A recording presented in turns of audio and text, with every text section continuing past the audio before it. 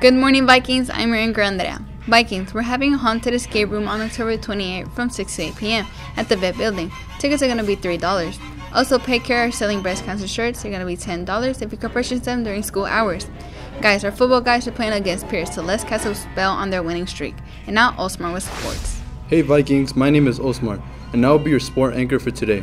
Students, there will be basketball tryouts Saturday, November 6th at the main gym at 12. Nimitz Baseball will have an informational meeting regarding tryouts on November 17th at 4:30 in the cafeteria. We will later discuss tryout formats as well as required paperwork in order to try out. Band will be having an area marching contest October 30th. Make sure to tune in for more news. That's it for sports. Back to you, Andrea. Thanks, Osmar. We are having a Halloween dance this Saturday on the 30th from 6:30 to 9:30 at the main gym. Tickets are $15. Dress code will be enforced. Our basketball girls are having a fundraiser till November the 1st. On November the 4th, we're having Decades Night and Seniors Night. Teachers are dressed as seniors and seniors dressed as their favorite decade.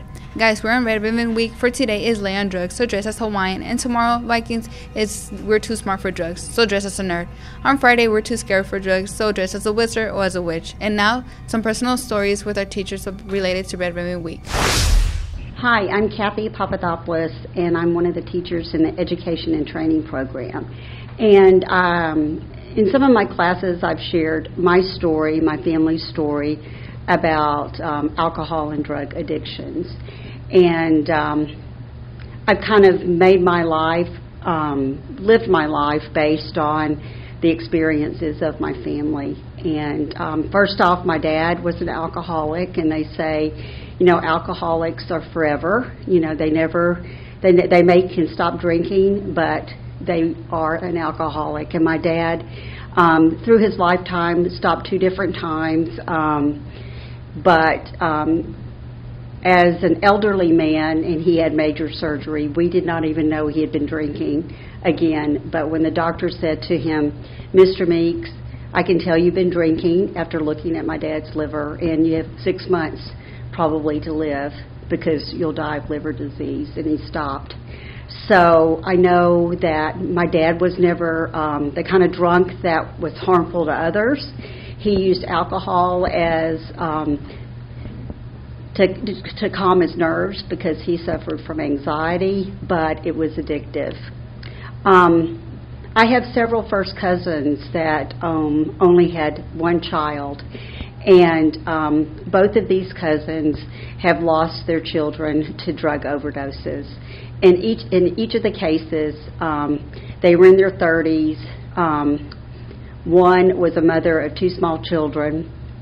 Her mother thought that she had given up the drugs, but she obviously had them hidden somewhere, and she died in her bed. And her youngest, who was between 1 and 2 years old enough to go get his grandmother when his mom wouldn't wake up, and Valerie was dead from a drug overdose. The second one was Richard. And Richard, from a young teenager, probably drank as an underage teenager, then started with marijuana, and then continued to add drugs, and was in and out of rehab over the years. But he finally got clean and was able to get his degree. He was a nurse throughout COVID. He had decided he wanted to go into medical records, was going to school to finish that. His parents thought he was clean. His girlfriend thought he was clean. But for some reason, I guess he thought he could just do it occasionally and he would be able to quit. But they found him dead. He had died from that last hit of heroin. I saw my cousin over the weekend. They came down from Colorado, and I said, do they know exactly what happened? And I was expecting her to say that he got something that was laced with fentanyl or some kind of other drug that was toxic, but it was just pure heroin. And I guess he thought he could handle it, but he wasn't able to. You know, I had not been able to see them since Richard died. I was talking to her husband, Ross, and I said, Ross, how are you? And he looked at me. He says, you know, I'm a recovering alcoholic.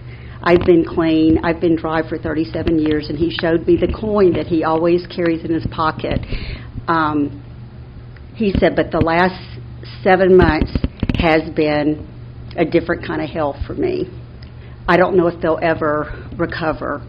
And as a parent of 2 daughters, I think the worst thing for a parent is to have to bury their own child.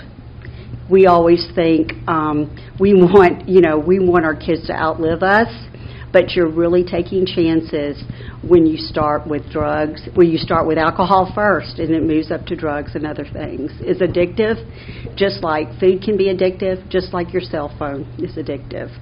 So I would say stay away from anything like that. That's my story.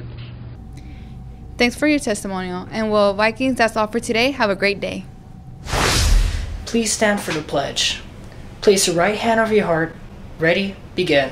I pledge allegiance to the flag of the United States of America and to the republic for which it stands, one nation, under God, indivisible, with liberty and justice for all. Honor the Texas flag. I pledge allegiance to the Texas, one state, under God, one and indivisible,